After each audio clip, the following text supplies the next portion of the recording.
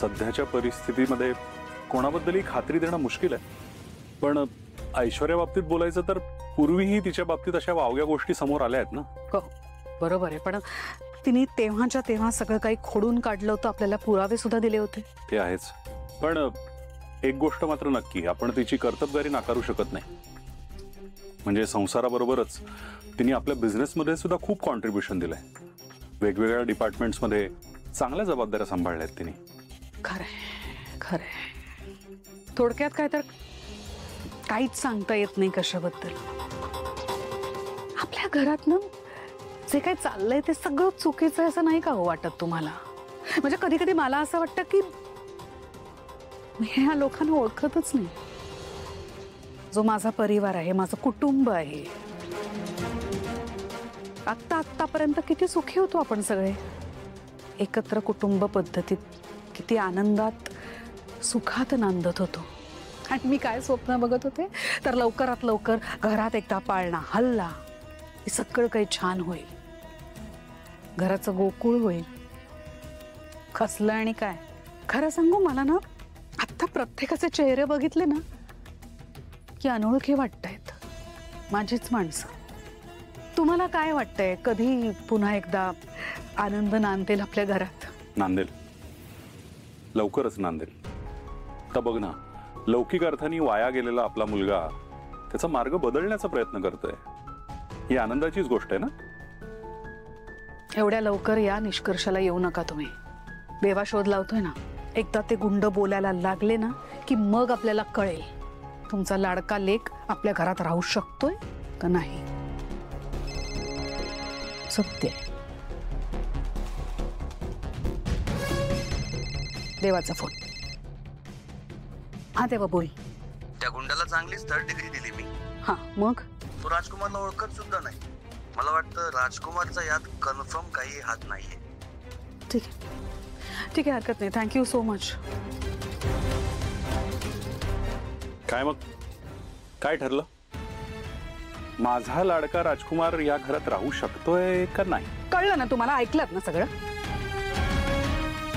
तरी सुद्धा त्या मुलावर माझा विश्वास नाहीये. आगे आगे देखिए होता है क्या. अरे डॉक्टर म्हणाले की अमृता वहिनीने कसला तरी स्ट्रेस घेतलाय, त्यामुळे तिला त्रास होतोय. नाही, मी सांगते ही सगळी माझीच चूक आहे. मी खूप तिला प्रेशर दिलं.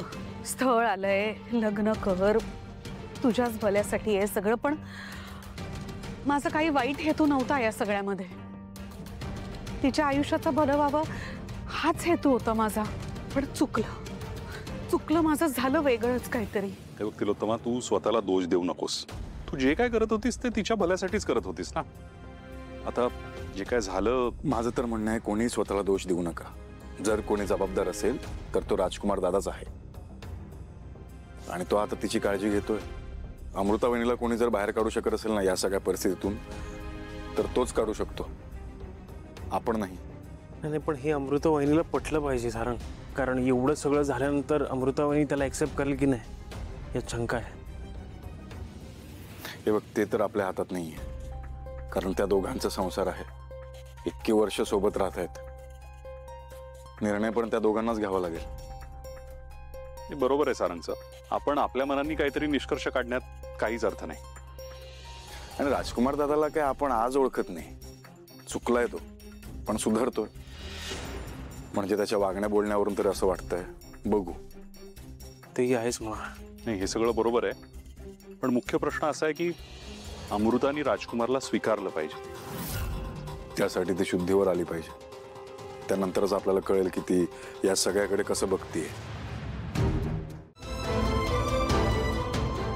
राजकुमार सर, मी बबलू दादांना सांगितलंय औषध आणायला. तुम्ही काळजी करू नका, मी आहे बहिणींसोबत. तुम्हाला गॅरेजवर जायचं असेल तर तुम्ही जाऊ शकता, काहीच हरकत नाही.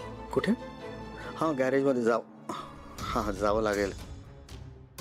खूप कामं खोळंबलेत, मला जावं तर लागेल. तू वेळेवर औषधं देशील ना सावली? हो. माझा फोन नंबर तोच आहे. तुला लागलंच तर लगेच कॉल कर मला. हां, बदललेला नाही आहे माझा फोन नंबर. हो, येतो. मी काय म्हणतो म्हणजे काय झालं? काही नाही, अचानक चक्कर आली तिला. मला सुचेच ना काय करावं, म्हणून मी तिला उचलून इथे आणलं. तू मला सांगितलं नाहीस की ती काहीतरी अंगावर काढते म्हणून. हे बरोबर आहे का? मला पण जाणून घेण्याचा हक्क आहे ना. हक्क नाही म्हणजे मला कळलं असतं तर जास्ती बरं वाटलं असतं. मी एक सांगू, मला खरंच जावंसं वाटत नाही आज कामावर. आज मी इथेच थांबू. नाही, तुमचं काळजी वाटणं अगदी साहजिक आहे आणि मला माहिती आहे तुम्ही आधीसारखे नाही राहिलात. तुमच्यात खूप बदल झालाय, म्हणूनच मी घरच्यांसमोर तुमची जबाबदारी घेतली. त्याचे आभार मानव तितके कमीच आहे. तसं म्हटलं तर आपलं काहीच रक्ताचं नातं नाहीये, पण तरी सुद्धा तू माझ्यासाठी सगळ्यांच्या समोर तुझा शब्द टाकलास. कसं आहे ना सावली, मी ज्या चुका केल्या आहेत त्याचा पश्चाताप करण्याची मला कधीच संधी मिळाली नाही. पण आज मला एक पश्चाताप करायची एक संधी मिळाली. ती माझ्यापासून हिरावून घेऊ नकोस. म्हणजे नेमकं काय करायचंय तुम्हाला? नाही, तू काही करू नकोस.